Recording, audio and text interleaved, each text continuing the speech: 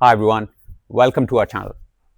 The purpose for us to set up this channel was not just to share our journey to financial independence and our early retired life now, but also to raise awareness about personal finance.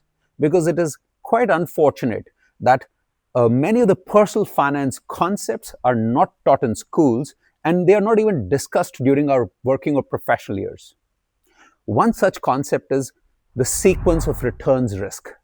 Now, if you don't understand this properly, it can wreak havoc towards your retirement plans. And if you understand this properly, you can even use it to accelerate your financial independence journey. So in this video, I'm going to explain what the sequence of return risk actually is. And using some illustrations and numbers, I'll try and explain why it is so important. And lastly, explain or tell you how Seema and I, we use the sequence returns risk towards our advantage during the financial independence years, and now how we are trying to minimize the risk during our early retirement years. And before I do that, my request would be that if you've not subscribed to this channel, please do subscribe. And more importantly, please do comment on the videos because we'd love to hear your thoughts, your feedback, your suggestions, as well as your general journey towards this financial independence, retire early. That is the main motivation for us to set up this channel, to have that level of engagement and learn from others also, because whatever we are doing, we are also doing everyday learning on the job, because this is quite a new philosophy, the FIRE philosophy as such. So anyways, getting back to the topic. So sequence of returns, simply put, is the sequence in which you get your returns on your investments or over your portfolio.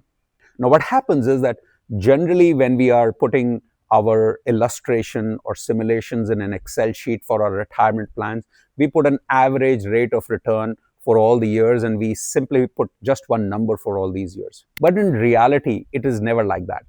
It is something like probably a wave like this, but more like this graph where it goes some years 10% plus, some years minus 30%, another year 0%, another year plus 30%. So it varies year by year. And that sequence of returns on your overall investments can have a big impact on not just how you accumulate that wealth, but how you spend that wealth during your retirement years. So let me try and illustrate by example the importance of understanding this. So to do that, let's take three kinds of profiles. One is a do nothing profile. That is that you've got your investments, you're doing nothing. So it's like in financial terms, a buy and hold strategy. The second profile is where most likely you are in, is that you are in accumulation of wealth and you're earning in your earning years, you're chasing retirement at some age, and you are an investor profile. So you're saving and investing your money on a yearly basis. And the third is profile like Seema and I, that it's a retired profile, that we are no longer investing, we are probably rebalancing, but mostly withdrawing from our portfolio every year. So profile number one, buy and hold. Profile number two is a saver investor, and profile number three is a spender or retiree. For these three profiles, we are going to take two scenarios of how the returns can happen. And to keep it simple, we are only going to take a 5-year period. Otherwise, on a 30-year period, becomes too complex to explain in a video. And we're going to use in one scenario where your portfolio goes down and then it goes up. And the scenario B, where it goes up and then it goes down. So in scenario A, we are going to assume in the year one, it's minus 30%, that your portfolio goes down by minus 30%. The next year, it goes down by minus 10. And the third year, it bottoms out at 0. And the fourth year, it goes up by 10%. And the fifth year, it goes up by plus 30%. So minus 30, 10, minus 10, 0, plus 10, plus 30. And in the scenario B, we're just going to flip this exact opposite so that both we can do a real apples to apples comparison. So in year one, it is plus 30%, year two is plus 10% further, and then the year three, it peaks at 0%, no growth, and then year four, it goes down by minus 10%, and year five, it goes down by minus 30%. So mirror image scenario A and scenario B. And to simulate that, we're going to use an amount of 1 CR to keep it simple. So for folks listening from an international perspective, it is 10 million. For Indians, it is 1 crore. You can use whatever currency, it doesn't matter. It's the maths and the concept remains the same. So let's test it out with these assumptions on the 3 profiles, and how these 3 profiles will look like for these different 2 scenarios. So the first scenario, the buy and hold scenario. Most likely this buy and hold is when you have probably an inheritance property, or you inherited some value, or you have certain part of portfolio that is on a buy and hold. So what you will see is that because there is no inflow happening in this money and there is no outflow, so there is no spending, there is no saving, or no investing, so both the mirror images will result into the same outcome. So it doesn't matter over those 5 years what the pluses, or if it's gone down like this or if it has gone up like that it doesn't have any impact. Why? Because your percentage is average over time. So this is very interesting. That means on a buy and hold perspective, you will have no impact on your portfolio. But in reality, what happens is that our emotions take over, because when we see a market going down by minus 30% or minus 10%, we sometimes get jittery and we sell. And then you're no longer in this buy and hold scenario. You become into the third scenario, which is the spender scenario, because you're withdrawing, or a withdrawal scenario in that case. And also generally, buy and hold, you could do it for certain assets, but probably in reality, you're not going to have a buy and hold on the entire portfolio. You will have probably in certain parts. And I'll come back to later that how you can use it to your advantage to minimize the risks in future. The second is the investor/saver scenario, which is when you are in your working years, you're investing on a yearly basis. So let's take both the scenarios where you're having in one scenario, the market's going down and the other scenario is going up. So the mirror images. And here, let's assume that every year you're putting a 5% of the portfolio value into this, so that the starting portfolio still is in this case 1 CR that we are assuming, and you're putting 5 lakhs or 500,000 every year as your investment or a savings that you're inputting into the portfolio. Now, look at the results. You can see that in scenario A, when the markets are going down and then they are going up, versus in scenario B, you have 15%, almost 15% more money coming out of scenario A. You've done nothing. You've put the same amount of money every year, but just the way the market has gone down and gone up versus the other scenario where it went up and went down, you have a very different situation. This is how maths, or this is how the logic works. And it's amazing to see that. Now, how do you use it to your advantage? What you have to do is that you need to make sure that you, what it's called, buy the dip. Now, this is exactly what Seema and I did during a couple of those financial crises or the down times that happened over the last 2 decades. We did not at that time honestly know anything about sequence of returns of FIRE or anything, but we've just read somewhere this quote from Warren Buffett that buy the effing dip, as he called it.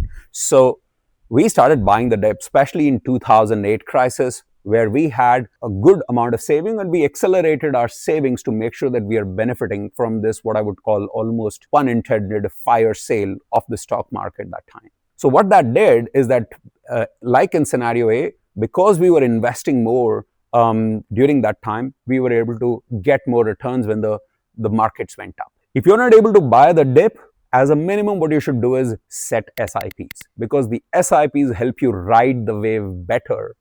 And what you should definitely not do is sell the dip. Don't get jittery. If you're in your earning years, if the markets are going down, don't get jittery.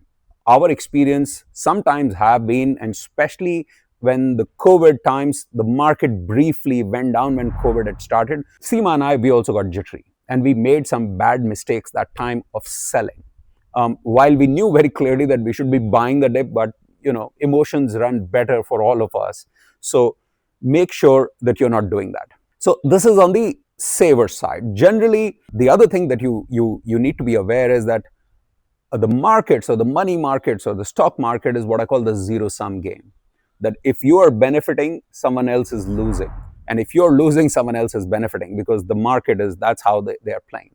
So what you have to do is you have to make sure that you're on the benefiting side, especially during those earning years. Now, the biggest impact of sequence of returns is during the retirement phase and the withdrawal phase.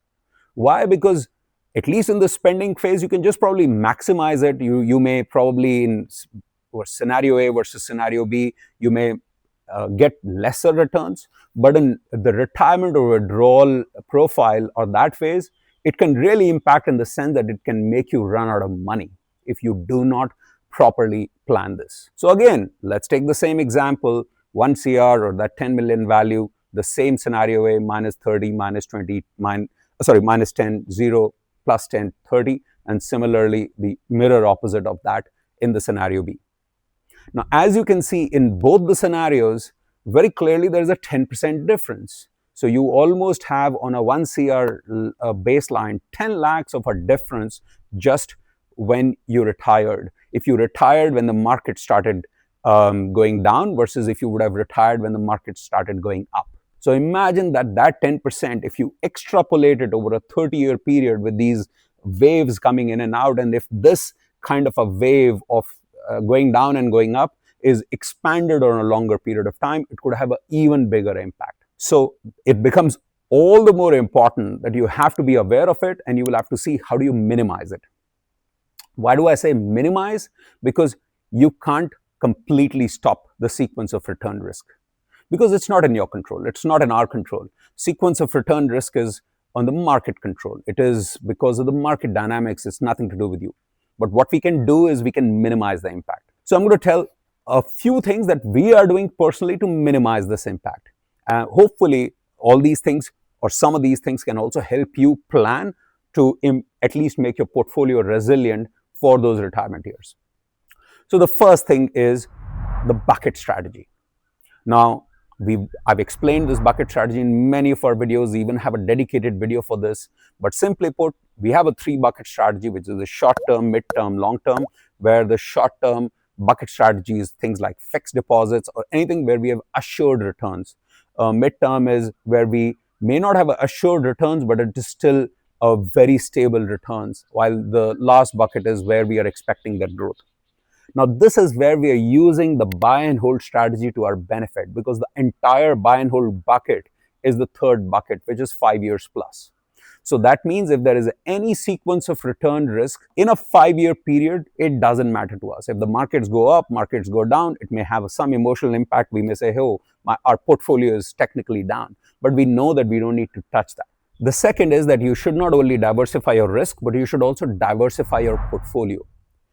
So that means that you've got different kinds of assets and you're not just having one type of asset in your portfolio. So why? Because sequence of returns has a different impact on different kind of assets at different points of time.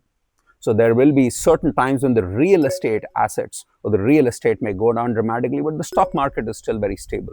There would be time when the stock market is having a big impact, but gold is appreciating. So that diversification of assets, and hopefully if you have the possibility, then diversify in markets and currencies also. Because if you do that, then you are not just linking your money to one market. And more importantly, like Seema and I, where we were working in companies that used to give us RSUs or stock options, we wanted to make sure that we are not, our majority of our portfolio doesn't become one particular asset or even linking to just one particular company.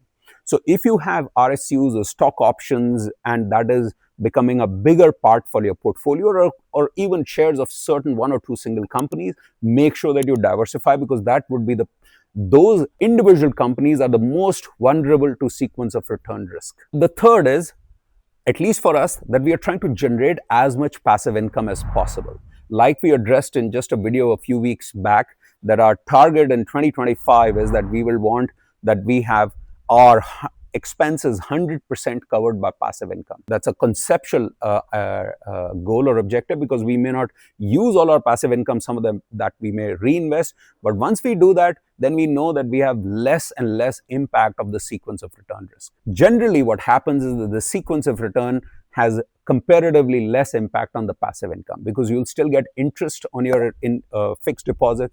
You will still get dividends on your shares, even if the share price goes up or down. You'll probably and hopefully still get some rentals on your real estate property, even if the notional value of the property goes down. That definitely makes your portfolio a lot more resilient to sequence of return risk.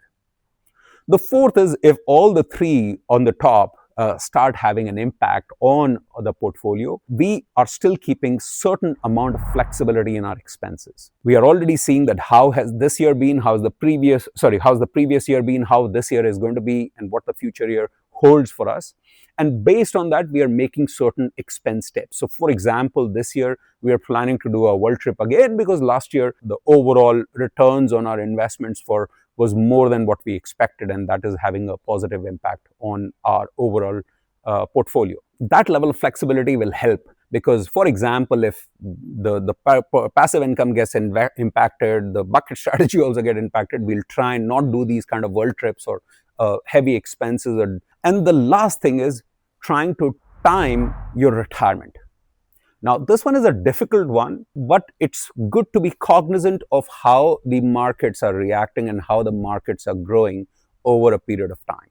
So generally, as the saying says, that what goes up must come down. So generally, if the markets are just going up, up and up, the chances of that is coming down is higher. So that means that if you're retiring in your peak times of market and you're just about making the 3% or 4% or whatever withdrawal rate that you've chosen, then you're putting yourself at risk, because if the markets go down, you will be in that scenario A, where suddenly you will have less percent coming out. So if there is no other option, but you really want to retire like we did, that we retired when the markets were going up, and they are still fortunately going up. So it was not that they had peaked, but we still had a buffer in our portfolio, knowing that if there is some impact with the bucket strategy, with this buffer, that we will be able to ride a storm if it happens just the next year we retire. On the other hand, if you retire when the markets have been down for the last 3-4 years and they are just going down and down, and your numbers still work, then you're in a good situation, because that means that your numbers work in a worst case scenario when the markets are down. They will definitely work when the markets are up. So if that is the situation, you're retiring when the markets have been down for 3 to 4 years and in a row, there is a good chance that they will go up, and there is a good chance that not only your numbers will work, but you'll have probably buffer money in future. So that timing for the first few years of retirement is important. So anyways, I hope that this video gives you a good overview of what sequence of returns is, the importance of this, and how do you minimize the risk. Would love to hear your thoughts, what you think are the other ways to minimize the risk, because we can also learn from whatever you are doing towards minimizing or even maximizing the value out of that for the others who are still in the financial independence stage. I hope you liked the video. Till the next video, till the next topic, and till the next location. Goodbye from me. Bye-bye.